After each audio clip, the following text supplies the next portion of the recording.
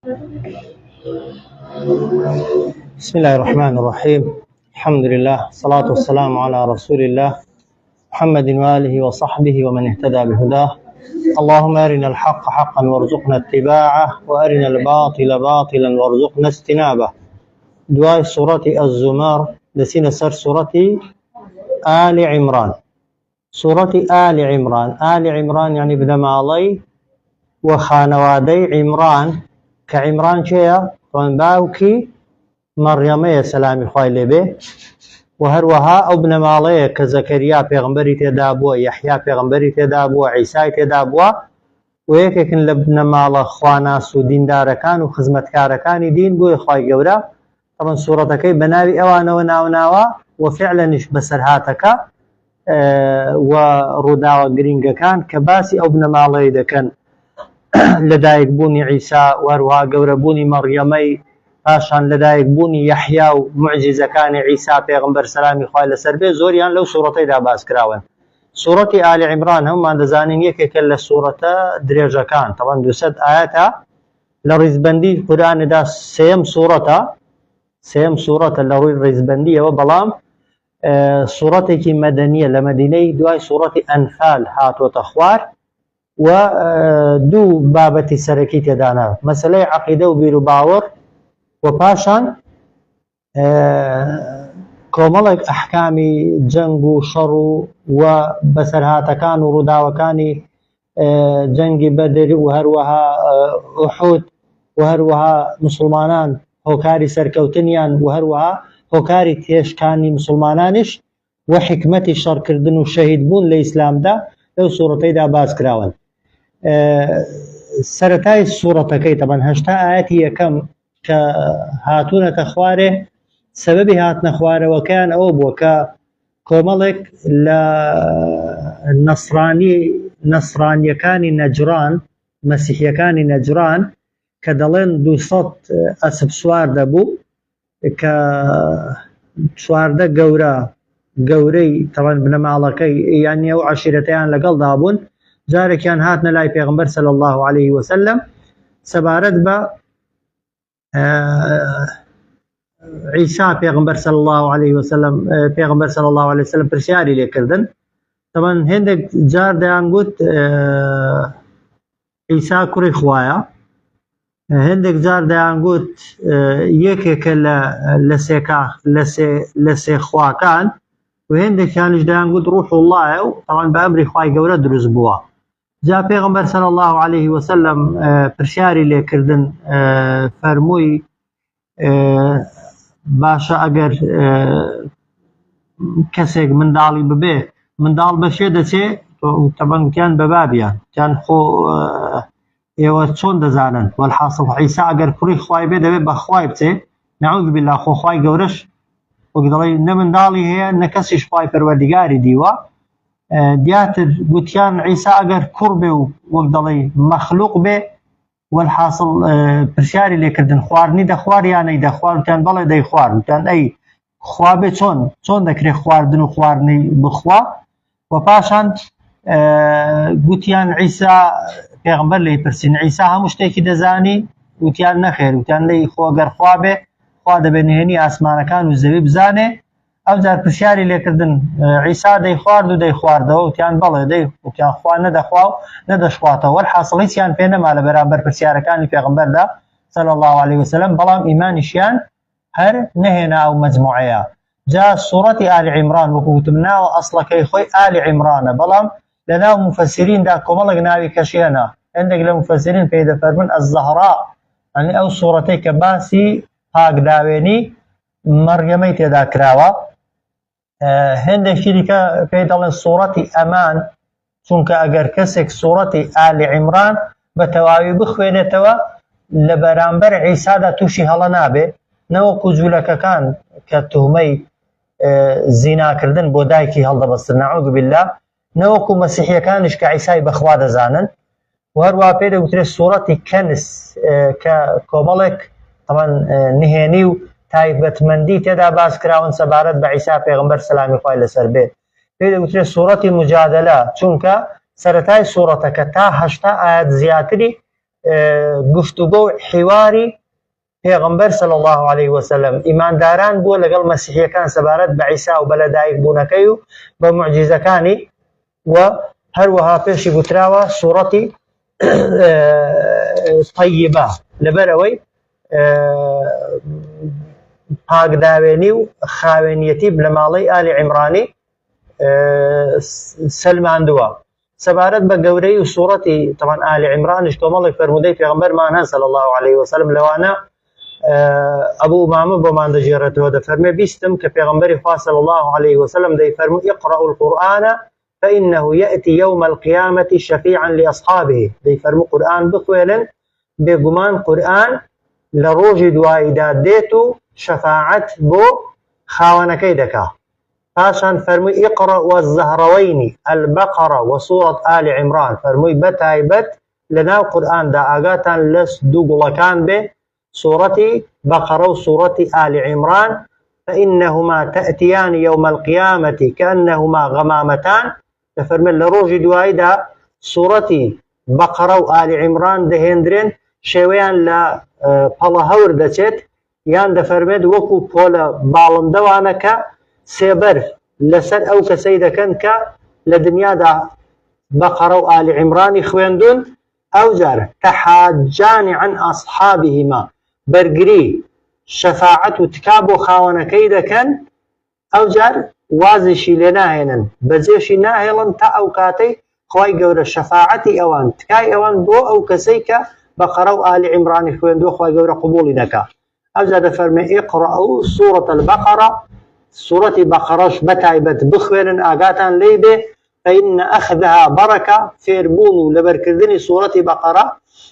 وزي بذكرنكي بيتو بركتها وتركها حسرة وازلهناني خفت داخة ولا تستطيعها البطلة فرمي جادو السحر بسر أو كسدا زالنا من كسورة بقرة دخوينه فرموديش كمان هي كبيغمبر فرمي صلى الله عليه وسلم يؤتى بالقرآن يوم القيامة وأهله الذين كانوا يعملون به لروجي دوايدا خواهي قورا قرآن دينت وأو كسانج دينت كإيشيان بقرآن كردوا تقدمه سورة البقرة وآل عمران لبيشي قرآنه سورة بقرة وآل عمران هي أوجر وضرب لهما رسول الله صلى الله عليه وسلم 3 أمثال پیغمبر صلى الله عليه وسلم سينموني بوهنان وفرمي ما نسيتهن بعد دواي او قد لبير بناس نوا پیغمبر فرمي صلى الله عليه وسلم شوي سورة بقرة آل عمران لدشتي محشر وكو دو الله وروان يان دفرمي وكو دو سيبري الرشوان يان وكو دو طول بالندوان لسرسر السيبر دروز دكان طبعا بپی دیارە کەسەکانە هێندێک لە خەڵکی سوورەتی بەقەرە و ئالی عیمرانی بۆ بدەبێتە هەور سێبەرێکی تەواویان لەسەر دروست دەکا فێنێک خەڵکێکی دیکە سێبەرێکی ڕۆژ لەوانەیە فێنکایەتەکەی بەقەدی یەکەم نەبێ خەڵکێکی دیکە سوورەتی بەقەرە و ئالی عیمرانی بۆ دەبن بە گرنگ هەموو ڕیوایەتەکان هەموو شێوازەکان ئەوە دەسەلمێنن کە ئەوەی سوورەتی بەقەرەی و ئالی عیمرانی خوێند بێ و بەڵام ئیشی پێکرد بێ ها خوێن بێت و کاری پێکرد بێ لە قیامەتێ لە دەشتی مەحشەر ئەو کاتێک کە خۆر لەسەری ئینسانەکان نزیک بۆتەوە و خەڵک خەریکە لە عارەقی گوناهی خۆیاندا دەخنکێن ئەوانەی کە خاوەنی سوورەتی بەقەرە و ئالی عیمرانن لە ژێر ئەو تەڵە هەور و سێبەرانە ئیسراحەت دەکەن فرمودەیەکی کەمان هەیە ئەنەس بۆمان دەجێڕێتەوە دەفەرمێت كان الرجل إذا قرأ البقرة وآل عمران جد فيهما بقرة وآل عمران كاتك كسك دي خوينت كسك قورة دبه خواهي پروردگار قوري دكا رزداري دكا وهروها حديثي كمان هيدا فرمت فيها اسم الله الأعظم للسورة بقرة دا ناوى قوركي خواهي پروردگار هي كدو جار طبعا ناوي أعظم وناوي قوري خواهي پروردگار لسورة بقرة دا دوبارة بوتو أو ناوي كإنسان اگر پی بپارێتەوە لە خوا و پێی دوعا بکە لە خوا خوای گەورە دوعاکانی قبول دەکات کە لە سەرەتاکەی هەر بە ناوی ئەعظەم الله لا إله إلا هو الحي القيوم لە شوێنێکی کەش لا إله إلا هو الرحمن الرحيم تێدا دووبارە بۆتەوە و حەدیثێکی کەمان هەیە دەفەرمێت من قرأها يوم الجمعة هەر کەسێک ڕۆژی جومعە سوورەتی آل عمران بخوێنێ صلت عليه الملائكة إلى الليل فریشتە و مەلائکەتەکان تا شەو سەڵەواتی لەسەر لێ دەدەن. ئەوە سەبارەت بە گەورەیەکەی و ئاەتی یەکەمی سوورەتی آل عمرانش معلومە بە ئەلیف لام میم دەست پێ دەکات. ئەلیف لام میم لە سوورەتەکانی کە جاری کە باسمان کردوون ئەوانە پیتن، طبعاً پیر بەتەنێ معنایەکی دیاریکراوی نییە. ئەلیف بەتەنێ معنای هەبێ، لام بەتەنێ معنای هەبێ، میم بەتەنێ معنای هەبێ، بەس خوا بۆچی بەکاری هێناون؟ جارێ معنای دقیقی ئەو حرفانە کەس نایزانێت بە 100% جگە لە خوا. بۆیە زانا و عولەمایانی پێشین بەو ئاەتانەیان گوتووە ئاەتی متەشابیه، ئەو ئاەتانەی کە معنا دقیقەکەیان جگە لە خوا کەس نایزانێ. بۆیە کە ئاەتەکەیان خوێندوتەوە فەرمویانە الله أعلم بمراده، فەرمویانە خوای گەورە بۆ خۆی چاکتر دەزانێت مەبەستی لە بەکارهێنانی ئەو پیتانە چییە. بەڵام عولەما قسەیان زۆر لەسەر کردوونە کە هەندێکیان گوتمان دەڵێن وەکو ئاگادارکردنەوە وابوون بۆ پێغەمبەر صلى الله عليه وسلم کە جیبریل هاتووە وحی بۆ پێغەمبەر هێناوە تا پێغەمبەر جوان گوێ لە ئاەتەکانی دواتر بگرێ ئەو پیتانەی بەکارهێناون، بۆی پێغەمبەر وریا ببێتەوە سرنجی لە لای جیبریل بێ چی دەڵێ. هەندێکی دیکە کە ئەوە زۆرترین قسەیە دەڵێن وەکو ئیعجاز خوای گەورە بە بتپەرستەکان دەڵێ قورئان پێک هاتووە لە ئەلیف و لام و میم و طاء و هاء و یا و سین و حاء و هاو پیتانەی لە سەرەتای سوورەتەکاندا هاتوون. هەر کەسێک قەناعەتی بەوە نییە قورئان کەلامی خوا بێت و قسەی ئەوەی هەڵدەبەستێت کە قورئان محەممەد بۆ خۆی دروستی کردووە دەی ئێوەش ئەو پیتانەتان لەبەردەستدانا، ئێوەش بەو حرفانە قسان دەکەن، ئێوەش بتوانن لەو پیتانە شتێک بنووسنەوە با لە قورئان بچێ، ئەو کاتە قسەکەتان باوەڕی پێ دەکرێت بیسەلمێنن کە قورئان کەلامی خوا نییە نەعوذ بالله قسەی پێغەمبەرە. بەڵام ئەگەر نەتانتوانی لەو پیتانە و لەو کەلیمانەی کە لەناو قورئاندا هەنا شتێک بڵێن و شتێک بنووسنەوە کە لەوە بچێت کە پێغەمبەر هێناوێتی صلى الله عليه وسلم، ئەو کات دەبێت چی بکەن؟ لە سوورەتی بەقەرە فاتقوا النار التي وقودها الناس، ئەو کات ئەوەی کە دوای خۆتاقیکردنەوە نەیتوانی چێبەرچەی قورئان بکات دەبێت خۆی بۆ جەهەنەم، خۆی بۆ ئاگر و خۆی بۆ سزای خوای گەورە حاضر کات خوا پەراماندا. ئاەتی دووەم دەفەرمێت الله لا إله إلا هو الحي القيوم. الله جل جلاله ئەو ذاتەیە ئەو خوایەیە کە لا ئیلاها هیچ کەسێک شایانی بەنداتی کردن و پەرستن نییە بە حەق ئیلا هو جگە لە ئەو، و پەرستراوی بە حەق بوونیان نییە جگە لە الله. طبعاً پەرستراوی ناحەق، پەرستراوی درۆ، پەرستراوانی ناشایستە زۆرن و هەموو کەس ئەوانەشی خوا ناپەرستن لە دنیادا شتێک هەردەپەرستن، چونکە لە دنیادا کەس بەبێ پەرستراو ناتوانێت بژیێ. بەڵام پەرستراوەکە حەقە یان نەحەقە بێگومان تەنها ئەوەی ئەڵڵای دەپەرستێ، وەک دەڵێ خوای حەقیقی، خوای ڕاستەقینە و پەرستراوی ڕاستەقینەی دۆزیوەتەوە غەیری خوا غەیری ئەڵڵا کەسێکی دیکە نییە شایانی پەرستن بێ. بۆ چونکە ئەوەی خەڵقی کردووی لە نەبوونەوە، ئەوەی دەدژێنێت، ئەوەی دەدمرێنێت، ئەوەی کە ژیانی دنیا و قیامەتی تۆی چاکە و خراپەی تۆی نەفع و ضەڕی تۆی بەدەستە تەنها ئەڵڵایە. لەوەدا کەس هاوبەشی و شەریکایەتی خوای نەکردووە، لە پەرستن و بەندایەتی کردنیشدا ناکرێت کەس هاوبەش و شەریکی خوای پەروەردیگار بێت. بۆیە الله خوا الله جل جلاله ئەو ذاتەیە کە لا ئیلاها هیچ کەسێک شایانی بەندایەتی بۆ کردن نییە بە حەق ئیلا هو جگە لە ئەو.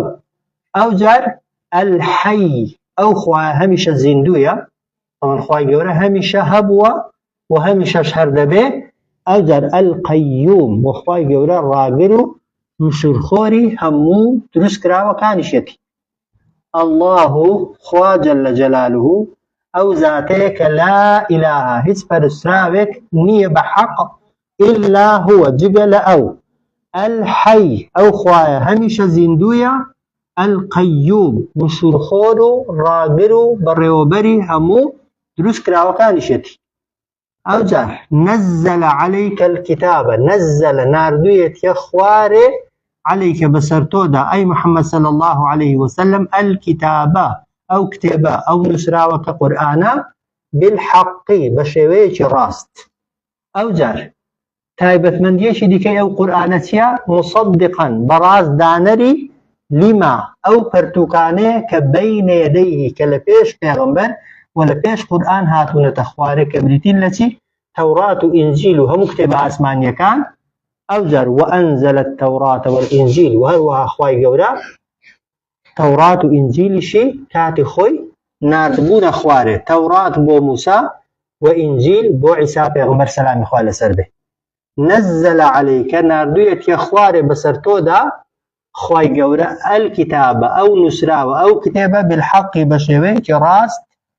مصدقا أو كتابي كبوتو هاتو برازدانري لما بين يديه أو كتاباني كالبيش أو دا هاتون.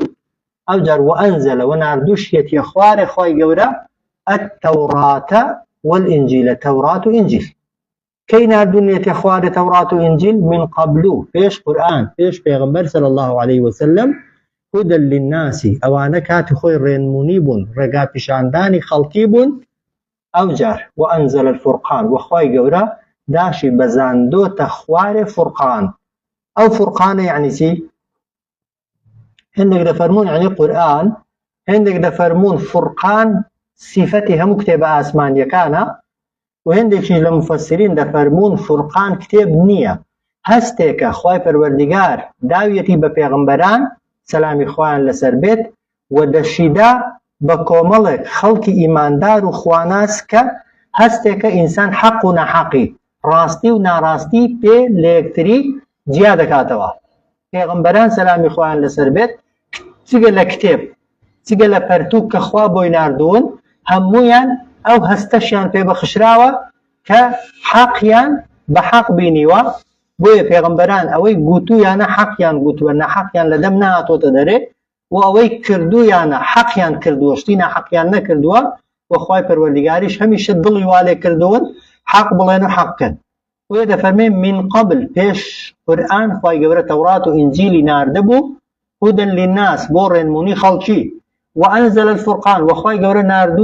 ناردبو يخوارش فرقان جا دكرب لين قرآن دكرب لين كتاب آسمان كان ودكرب لين خواي قبرة ناردبو يخواري بسر پیغمبران دا هستك كحق ونحقي بيل يكتر جاب كنوا بلام إن الذين كفروا بآيات الله بقمان أوانيك بباور بون بنشانه وبلغكان خوا لهم عذاب شديد بويان آما ذكراوة لا إخوة عذاب شديد سزاكي طنت فاشا والله خوا عزيز ذو انتقام عزيز يعني بالا دست خوا چی بيوي ديكات كز ناتواني بيش بخوا بقري ذو انتقام بفعلش خواهي قوري خاوني طوليا هرچي خرابي بكا مگر توبه بكا ها مگر پشیمان ببيتو خواهي قوري چاو پوشي لي بكا دنا همو خرابيك سزاي چي هيا جا سزاي دنياي وهندك زار قيامتي وهندك زار دنيايش وقيامتش من قبل هدى للناس أو من قبل توكري بيشتر يعني بيشتر توراة وإنجيل ناردبو يخواري هدى للناس رين منيب بو خلقي وأنزل الفرقان وروانا شكر أخواري خواي قورا كتابك كحقنا حق يا هستك كحقنا حق ليك جادكاتوا إن الذين كفروا بآيات الله بقمان أوانيك بباوربون بنشان وبلغ كان إخوة لهم عذاب شديد بوين آما ذكراو سزايك طنت والله عزيز ذو انتقام خواي قورا عزيزة بالا دستا ذو انتقام خاوني تولش أو جار لفرم إن الله بقمان خوا لا يخفى عليه ناشار دريت ولي والنابلي شيء في الأرض يجتغ لزوي ولا في السماء نلا أسمانك هو معلومة طبعا هركس إيمان دار بدزانه لزوي شوێنێکی لێ نییە جێگایەکی لێ نییە بتوانی شتێکی تێدا بکەی کە خوا چاوی لێت نەبێ یاخوا ئاگای لێت نەبێ یاخوا دەسەڵات نەبێ بەسەردا نەعوذ بالله و هەروەها لە ئاسمانەکانیش بچی ئاسمانەکانیش لەوێ بتەوێ خۆت لە خوا بشاریەوە و خۆت لە خواونکەی ئینسان لە ئاسمان و لە زەویدا ولا هیچ شوێنێک لە کن و کەلێنەکانی ئاسمان و زەویدا نییە بتوانی خۆی تێدا پەنادەیی و لە دەستی خوا لە عقوبەی خوا یا لە عیلمی خوا یا لە دەسەڵاتی خوا یا لە هێز و قووەتی خوا ڕزگارت ببێ. إن الله بێگومان خوا لا يخفى عليه والنابێ لێی شيء في الأرض هیچ شتێک لە زەوی ولا في السماء ولا لە ئاسمانەکە. ئەوە معلومە طبعا ئەگەر کەسێک ئیمانی بەو ئاەتە بێ بەسەکە ئینسان ئەو کاتەی خەڵکت لێ دیارە و خەڵکت لێ دیار نییە، ئەو کاتەی بەتەنها یا لە ناو خەڵکدای لە ڕووناکیدا یا لە تاریکیدای والحاصل لە بەرزی یا لە نزمی لە تاریکایی یا لە ڕووناکیدای وەکو یەک هەست بە مراقبەی خوای پەروەردیگار دەکەی عیبادەت بکەی لە هەموو حاڵەتەکاندا وەکو یەک دەیکەی و ئەگەر گوناهیشت بۆ هاتە پێشێ طبعا ئەگەر لە ترسی خوای بتەوێ گوناهاکەی تەرکەی بۆ خوای گەورە هەموو شوێنەکان وەکو یەک. ئەو جار سیفەتێکی دیکەی خوای پەروەردیگار چێ هو الذي خوا ئەو زاتەیە يصوركم وێنەی ئێوەی کێشاوە لەکوێ في الأرحام ئەو کاتێک کە لە ناو ڕەحەمی دایکتاندا بوون بە عیسا پێغەمبەریشەوە وێنەی کێشاوی چەند بەرز دەبی لەگەڵ ڕوحەکەت ها دیاری کراوە باڵات چەند بەرزە چەند نزمی چەند قەڵەوی چەند لاوازی چەند سفی چەند ڕەشی والحاصل تەمەنت چەندە ڕەنگی چاوت ئاستی بینینی چاوت ئاستی بینینی تامکردنت بۆنکردنت ئەوانەی ئینسان ئەو شتانەی شکڵیان لێکچوون هەیە لە بینیاندا دەنا وەکو یەک بوون بە هیچ شێوەیەکی نییە. خوا هەر مەخلوقێک دروست دەکا بە تایبەتمەندی خۆیەوە دروستی دەکا بۆیە لەسەر زەوی هیچ کەسێک وانە هەستیارترین و ورترین شوێنی جەستەی ئینسانی ها سەرپەنجەکانن کە ئەو وردیاتەی لە سەرپەنجەکاندا هەیە لە هیچ شوێنێکی دیکەی ئەندامەکانتدا نییە ئەوێش هیچ کەسێک وەکو کەسێکی دیکە ناچێت. خوای گەورە کە باسی دەسەڵاتی خۆی دەکات دەفەرمێ ئێمە دەتوانین لە قیامەتێ سەرپەنجەکانیشتان وەکو خۆی دروستکەینەوە. جا هو الذي خوا ئەو زاتەیە يصوركم وێنەی ئێوەی کێشاوە لە ناو ڕەحەمی دایکتاندا كيف يشاء چۆن خۆی ویستی بێتی چۆن خۆی حەزی لێ کرد بێت کە ئەو ئاتە یەکێکە لە بەڵگەی ئەو علەما و زانانەی کە طبعا تەجمیلات و دەستکاریکردنی جەستە و لاشە بە حرام دەزانن. ئەو کەسەی کە بە ئەندامی خۆی بە شێوەی دروستبوونی خۆی ڕازی نییە ڕەخنەگرتنە لەو ئیشەی کە خوای پەروەردیگار لە ناو ڕەحەمی دایک و لە کاتی نەک لە دایک بوون لە کاتی ڕوح بە بەرداکردن و پێش ڕوح بە بەرداکردنی خوای گەورە بڕیاری لەسەرداوی. هو الذي خوا ئەو زاتەیە يصوركم وێنەی ئێوەی کێشاوە لە ناو ڕەحەمی دایکتاندا چۆن خۆی ویست بێتی مرۆڤ بەویستی خوای دروست بووە نەک بەویستی خۆی. ئەگەر بەویستی خۆمان بێت و ئینسان بەویستی خۆی دەسەڵاتی هەبێ دەستکاری خۆی کە هەر مانگەی لەوانەیە دوشێ جار شکل و شێوەی خۆی بگۆڕێ. بەڵام خوای پەروەردیگار هەر کێیەکەمانی بە نەوعێک بە شکڵێک بە تەبیعەتێک دروست کردوین بە حکمەتێک کە تەنها بۆ خۆی لی تێدەگا. وێ دەبێ بڵێن لا إله إلا هو هیچ کەسێک شانی بەندایەتیکردن و پەرستن نییە بە حەق جگە لە خوا.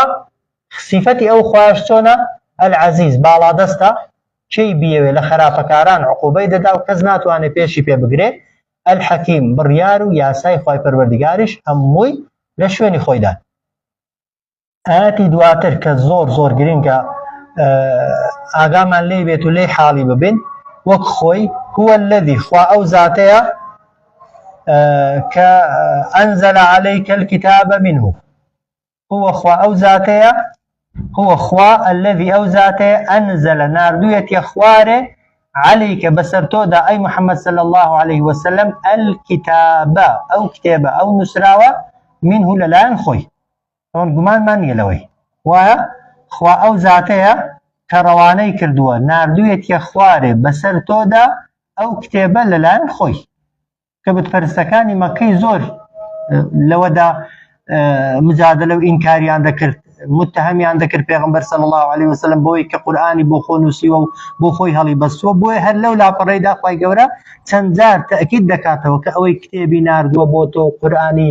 بە تۆدا ڕەوانە کردووە خوا خۆیەتی قورئان کەلامی خۆیەتی. ئەوە یەک منه بەشێک لەو ئاەتانەی کە بۆ پێغەمبەر هاتوون صلی الله عليه وسلم بەشێک لەو قورئانە ئاياتون کۆمەڵێک ئاەتن چۆنن محکەمات یعنی معناکانیان ڕێک و ڕاست و دروست و بێ پێچ و پەنایە هەموو کەس دەتوانێت لێیان تێبگە لێیان حاڵی ببێ و تەنها یەک تەفسیر تەنها یەک معنا یەک لێکدانەوە هەڵدەگرن حاڵی لێ کۆمەڵێک ئاەت لەناو قورئانەدا بە شێوازێک خوای گەورەدای ڕشتوون بە شێوازێک ناردوونی کە زیاتر لە معنایەک هەڵناگرن هەر کەسێک عەرەبی بزانێت و طبعاً لە عەرەبی تێبگا و حاڵی بوو بێت بە یەک شێواز دەبێت تەفسیریکە و تەنها یەک شێوازی تەفسیرکردنی دەقیق و ڕاستێکی هەیە هن ئەوانەی کە یەک شێوازی تەفسیرکردن و معناکردنیان هەیە الكتاب سەرچاوە و بنەما و بنچینەی ئەو قورئانن واضحە هەموو ئەو شتانەی کە عەقیدەن بابەتی عەقیدەن بابەتی بیر و باوەڕن هەر شەش ڕوکنەکانی ئیمان و هەروەها هەموو عیبادەتە دیارەکان عیبادەتە زەقەغان نوێژ ڕۆژ و زەکات حەج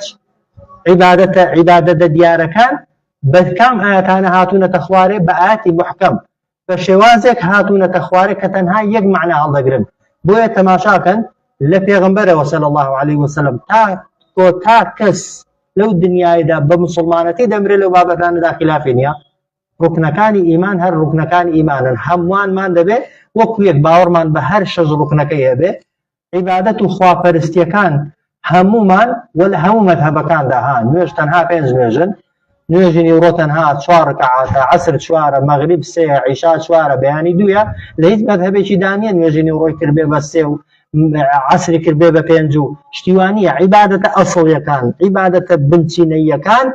لە ئیسلامدا هەموویان اتفاق و یەکدەنگیان لەسەرها بۆ معلوماتان ئەوەی کە توهمەی ئەوە بۆ مسلمانان هەڵدەبەستێ مسلمانان ئەگەر یەک دینیان هەیە و یەک خۆیان هەیە و یەک پێغەمبەریان هەیە بۆ هەمویان وەکو یەک نین و بۆ هەمویان وەکو یەک بیر ناکەنەوە و بۆ هەمویان بەیەکەوە نین ئەو توهمەیەکی هەڵەیە مسلمانان ئیمانداران ئەوانەی ئەهلی قیبلەن لە شتی ئەساسی و بنچینەیدا هەمویان یەکن بۆ معلوماتان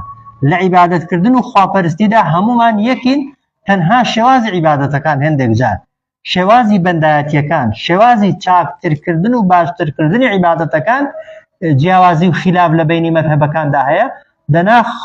بە ئەوەی دینی ئەساسی و سەرەکی بێت خوای پەروەردگار بە ئاەتی محکەم ناردوویەتی و تەفسیر و لێکدانەوەکەی بە شێوازێکە هەموو کەسێک دەتوانێت وەک خۆی لێ تێبگا ئەو بەشێکیان و ئوخەر متەشابهات هەندێک ئاەتی دیکەشمان هەنە متەشابهین یعنی زیاتر لە معنایەک هەڵدەگرن هەموو کەس بە دروستی ناتوانێت لێیان تێبگا و هەروەها دەکرێت بە زیاتر لە معنایەک زیاتر لە شێوازێک تەفسیر بکرێت وەکو ئەوەی ئاەتی یەکەم کە تەفسیرمان کرد ئەلیف لام میمەکە یەکێکە لە ئاەتە متەشابهەکان ئەگەر سەیری تەفسیرە درێژەکان کەی زیاتر لە 40-50 قەولی لەسەرە هەر قەولێک دەخوێنیەوە ڕێیتە دەچێت شتێکی جوانە بەتەنێ بیخوێنەوە عەقڵت دەیگرێ بەڵام کە دووەم و سێمیش دەخوێنیەوە بە هەمان شێوە عەقڵت دەیگرێ ئەو ئاەتانەی کە محکەمن وانین ئەوانەی کە محکەمن باسی عەقیدەن باسی عیباداتن بێ پێچوت پەنا یەک معنا هەڵدەگرن و لەناو عولەماشدا لە تەفسیرکردن و لێکدانەوەیاندا خلاف نییە بەڵام بۆ ئەو خەڕ و متەشابهات هەندێک ئاەتیشمان هەنە متەشابهن لە یەکچوون یان زیاتر لە معنایەک هەڵدەگرن جا خەڵک بە دوای کامیان دەکەوێت ئەسڵ ئەوەی ئێمە کامیان جێبەجێکەین مکەلەفین بە کامیان بە ئاەتی محکەم واجبە لەسەرمان هەرچی ئاەتی محکەم هەیە ئەوەی یەک معنا هەڵدەگرێت و باسی ئەساسیاتی دینە هەمومان هەم لێی تێبگەین هەمیش وەکو خۆی جێبەجێکەین واضحە ئەوەی کە متەشابهە واجبە لەسەرمان ئیمانمان پێی بێت بەڵام زۆر بە دوایدا نەچین زۆر بە دوایدا نەڕۆین و هەر تەفسیرێکیش لێکدانەوەیەکیشی بۆ کرا کە پێچەوانە نەبوو لەگەڵ بنەماکان ئاەتە ئەساسیەکان ئاەتە محکەمەکان باوەڕی پێدێنین و جێبەجێ دەکەین بەڵام خەڵکی بێدین خەڵکی ئیمان لاواز خەڵکی دڵ نەخۆش هەمیشە بەعکسەوەیە بەعکسی ئیمانداری ڕاستەقینە بە کامیان خۆیان مەشغوڵ دەکەن بە محکەمەکان بەو ئاەتانەی کە ئەساسیات و بنچینیاتن مسلمان بابەتی عەقیدەی بەلاوە گرینگە عیبادەتە سەرەکیەکانی بەلاوە گرینگە لا دەبێ گرنگ بێ کەسێک عەقیدەی ئیمانی بە ڕوکنەکانی ئیمان هەبێت ئیمانی تەواو بێ عیبادەتەکانیش بکە جا چۆن هەڵدەستێت و چۆن دادەنیشێت دەستی لەکوێ دەگرێت و وەک دەڵێت دەستی لەکوێ ناگرێت کە هەڵدەستێتەوە دەستی ئەوی لەسەر شتە وردیاتەکان بە دوای وردیاتەکاندا ناچێت بەڵام فەئەمە الەذینە فی قولوبهم دەفەرمێت بەڵام ئەوانەی لە دڵیاندا زەیغ نەخۆشی هەیە نەخۆشی گومان دوودڵی قەلەق فێتەبیعونە دەکەونە ما ئەو دوای ئەو ئاەتانەی کە تەشابها کە زیاتر لە معنایەک هەڵدەگرن منه لەناو قورئاندا. بۆچی دەکەونە دوای ئەو ئاەتانەی کە زیاتر لە معنایەک هەڵدەگرن لەبەر دینداریان نا لەبەر چاکیانیان نا ئیبتیغاء الفتنە لە پێناوی دروستکردنی ئاشوب و دووبەرەکی لە بینی مسلماناندا. گەری فەتان دابێتێ هەندێک خەڵک لە هەموو شوێنێک ئیشی ئەوەیە شتی لاوەکی لە بینی مسلماناندا زەقکاتەوە. کابرا نوێژێ دەکا دەستی لەوێ بگرە لەوێ نەگری نوێژەکە دروست نییە کە چوویە ڕوکوع دەستت پێشتر ببەیان سوزدەی پێشتر ببە دەستت با لەسەر سینگ بیان با لە خوار سینگ نەبێ پەنجەی جوڵێنە یامەی جوڵێنە ئەوانە متەشابهن شتی لە یەکتر چوون. مسلمانی دینداری عاقڵ خۆی بەوانە مەشغوڵ ناکە منطقی تێدا نییە کەسێکت لەکن بێ نوێژێ ناکە علاقەت نەبێ کە سەدان ئاەتی لەسەر هاتۆتە خوارێ باسی حکمی نوێژ نەکەری بەلای ویدا نەڕۆی باسی وی نەکەی بەڵام لەو لایەوە کەسێک نوێژە دەکات بەڵام شێوازی نوێژەکەی لەگەڵ تۆ تۆزێک جیاوازی هەیە جیاوازی وەک دەڵێ مەشغوڵیکەی و خەلەقیکەی لە عیبادەتەکەی. کەسێک ئیمانی بە دینەکەت نییە بە شەریعەتەکەت نییە مولحیدە دژایەتی نەکەی لە بەرامبەریدا نەوەستی بەڵام کەسێکی دیکەی مسلمان تەنها شێوازی بیرکردنەوە و شێوازی ئیشکردن و شێوازی شتی هەندێک شتی بەسیتی لەگەڵ تۆ جیاوازە پێی بڵێ مبتەدیع مضل گومڕا دژایەتی ئەو کەسێک پێ ئەوانە ضمن نەخۆشن بۆ معلوماتان ئینسان فأما الذين في قلوبهم زيغ بەڵام ئەوانەی لە دڵیاندا نەخۆشی هەیە فيتبعون دەکەونە دوای ما تشابه منه ئەوەی کە زیاتر لە معنایەک هەڵدەگرێت لەناو قورئاندا ابتغاء الفتنە لە پێناوی دەستکەوتن و بەدواکەوتن و نانەوەی ئاشاوە وابتغاء تەویلی و لە پێناوی بەدەستهێنانی تەفسیرکردن و لێکدانەوەکەی بە ویستی خۆی بەپێی مەسلحەتی خۆی. جا خوا دەفەرمێت وما يعلم تأويله إلا الله لێکدانەوەی ئەو ئاەتە متەشابهانە ئەو ئاەتە لێکچوانە ئەو ئاەتانەی زیاتر لە معنایەکی هەڵدەگرن وما يعلم تأويله لێکدانەوەکەی بەدەقیقی بەڕاستی کەس نایزانێت إلا الله تەنها خوا نەبێت. واضحە؟ بەڵام والراسخون في العلم گوتمان ئەوانەی دڵیان نەخۆشە دەکەونە کام شوێن ئاەتانە شوێن ئەو ئاەتانەی کە زیاتر لە معنایەکی هەڵدەگرن و معناکەیان بۆ کەس بە تەواوی معلوم نییە جگە لەخوا. بەڵام والراسخون في العلم ئەوانەی لە زانست و زانیاریدا ڕۆچوون دینداری باشن هەمیشە دەڵێن چی یەقولونە دەڵێن آمنا به ئێمە ئیمانمان هێناوە بە قورئان آمنا به ئیمانمان هێناوە بە قورئان كل هەر هەمووی ئەوانەی محکەمن ئەوانەی متەشابهن ئەوانەی یەک معنە هەڵدەگرن ئەوانەی زیاتر لە یەک معنە هەڵدەگرن ئەوانەی لێی تێدەگەین ئەوانەی لێی تێناگەین هەر هەمووی من عند الله لەلایەن من عند ربنا لەلایەن پەروەردگارمان هاتوونەتە خوار. بەڵام خوا دەفەرمێ وما يذكروا بیر ناکەنەوە إلا أولو الألباب تەنها ئەوانە نەبێ لێی تێناگەن لێی حاڵی نابن لێی ورد نابنەوە إلا ئەو کەسانە نەبێ کە ژیری. واضحە لە حکمەتی ئەوەی کە خوا بۆچی هەموو ئاەتەکانی بە محکەم نەناردوون. خوای گەورە ئەگەر ئاەتەکانی هەبوو بە محکەم ناردبایە عەقڵ ئینسانی دادەخرا و کاتە ئینسان لە قاڵب دەدرا. خوای پەروەردگار بابەتە ئەساسیەکانی ئەو شتانەی کە بنچینەین نابێ خلافمان تێیاندا هەبێ خوای گەورە بە ئاەتی محکەم بۆی ناردوین بە ئاەتێک بۆی ناردوین بە کەلیمەیەک بۆی ناردوین کە زیاتر لە معنایەک هەڵناگرێ. هەموو کەسێکی مسلمان دەتوانێت لێی تێبگا دەتوانێت جێبەجێشی کا حاڵین لێم بەس ئەو بابەتانێک کە ئەساسیات نین وەک دەڵێ شتی بنچینەوەی نین لە دیندا مەجالی تێدا ئینسان عەقڵی خۆی تێدا بەکاربێنێت ئینسان جوهد و توانا و علمی خۆی تێدا سەرفکا خوای گەورە بە ئاەتی متەشابه بۆی ناردوین بۆی خەڵک لە قاڵب نەدرێت. چۆن ئەگەر هەر بەڕاستی مەسەلەن عەرزێکی بێنە ئەگەر گوڵی جۆرا و جۆری تێدا بن تەمان ڕەنگی جوانترەیان هەموو یەک شێواز بێت. جیاوازی ئەگەر دژایەتی نەبێ دینداری جوان دەکا ئەگەر نوێژ ئەتۆ گرنگەوەی نوێژە بکەیت شێوازی هەستانی هەموو خەڵکی باوەکو یەک نەبێ شێوازی دەستگرتنی هەموو خەڵکی باوەکو یەک نەبێ ذکر و تەسبیحات دەکەی بە هەر یەکیان جۆرە ذکرێکی بکە جۆرە تەسبیحاتێکی بکە گرنگەوەی ئەوەی دەیکەی لە چوارچێوەی دینداری و ئیسلامەتیدا جێگای ببێتەوە. جا خەڵک دوو بەشە ئەوەی کە ئیمانداری ڕاستەقینێ ئیمانی بە هەمووی هەیە بەڵام تەنها لە ئاەتی محکەمدا وەک دەڵێ خۆی ئیجبار دەکا و خۆی ناچار دەکات هابن بوكو خوي بيوا لآياتي متشابه دا باور من فيتي بلام بهر شوازك لي تيجيشتمو لي حالبم او شوازي ايشي پیدا كمو هيج ننجيو ناتواوية كشيت دانيا سيدي آتكي كنوا هو الذي خواو ذاتيا أنزل ناردوية يخوار عليك بسرتو دا أي محمد صلى الله عليه وسلم الكتابة أو كتابة منه لنا أو كتابة دا آيات محكمات كومالك آيات هنا محكمات يعني معناه ليك دانا وكان ينغون روانا واضحة آشكرا ورونا هن أواني كمعنى كان ينغون آشكرا ويك معنى هالدقرن الكتاب بنتينو سرچاوي قرآنا واضحة وأخر كومالك آياتي دي كمان هنا هل لنا قرآن دا متشابهات يعني اللي يكتون معنى كان يعني اللي يكتويا ولا روي الشكل كلمة ولا يكدسن فلام زيادة لمعنى يكالدقرن فأما الذين في قلوبهم زيغ أواني لدليان دا نخوشي هيا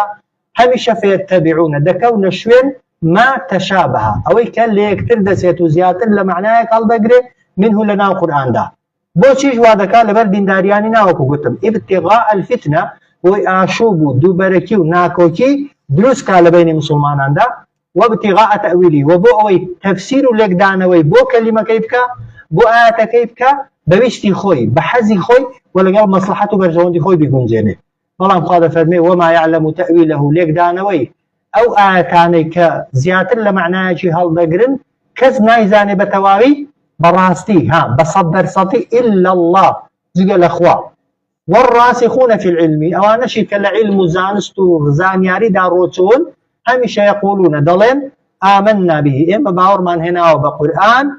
كل من عند ربنا هموي للآن فالورقار ما نوهاتوا وما يذكر بلان فندو آموزكاري لو آتانا ورناقرد وردنا بنا ولو آتانا وحالنا بالحكمة وردياتك إلا أولو الألباب تنها أوانا نبي كجيرن جاهر كسيك رخني قرد كقوتي باشا إسلامي إسلام بوهم مذهبه وبوهم حزبه وبوهم وهي وسيه وبيك كلمة إنسان دتواني ولا مداتوا بيك وشا دتواني ولا مديه بلو ولا كاكتو أو آتاني كخلافيان تدانية أو أحكاماني كجياوازيان تدانية جبجيان كا هم أوشاني كخلافيان تدا هر بازي لبدا هر ميكا هر بدواي دا مسوق خالد ناقري آتاني كأم الكتاب بنتينا وبناغي قرآن جبجيان كو وقضلي هيرويان كا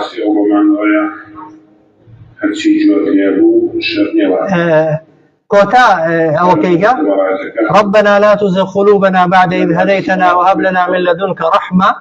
ربنا أي پروردگارا لا تزغ قلوبنا لا من مدد لكان من بعد إذ هديتنا دواء ويكرين منيت كردين وهب لنا من لدنك رحمة فيما بضخش للان خوتوا